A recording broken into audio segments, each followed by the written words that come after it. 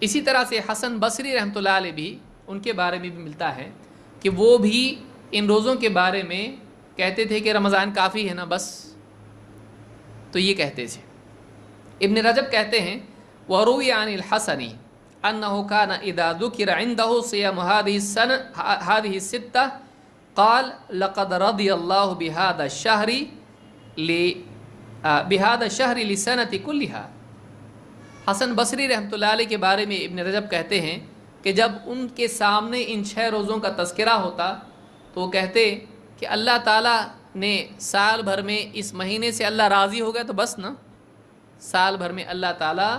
اس ایک مہینے رمضان سے راضی ہو گیا، اب کسی اور مہینے میں اللہ نے اور روزے ہم پر فرض کیے ہیں نہیں، اور روزے ضروری ہیں نہیں۔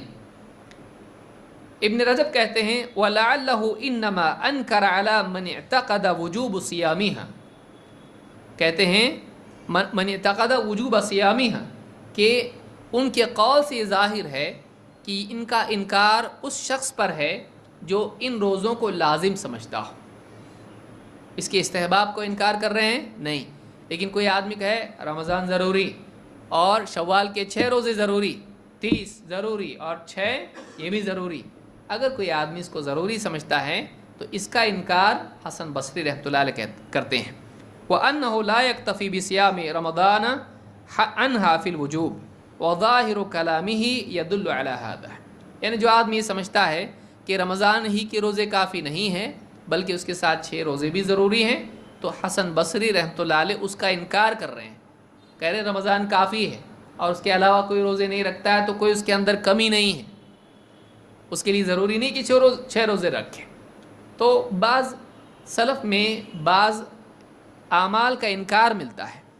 کبھی وہ انکار اس اعتبار سے ہوتا ہے کہ ان کو نہیں معلوم پڑا، کبھی وہ انکار اس اعتبار سے بھی ہوتا ہے کہ لوگ اس کو لازم سمجھنے لگے، کبھی ایسا بھی ہوتا ہے کہ بعض سلف کچھ مستحب اعمال کا انکار کرتے ہیں، ان کو ترک کرتے ہیں، وجہ اس کی کیا ہوتی ہے؟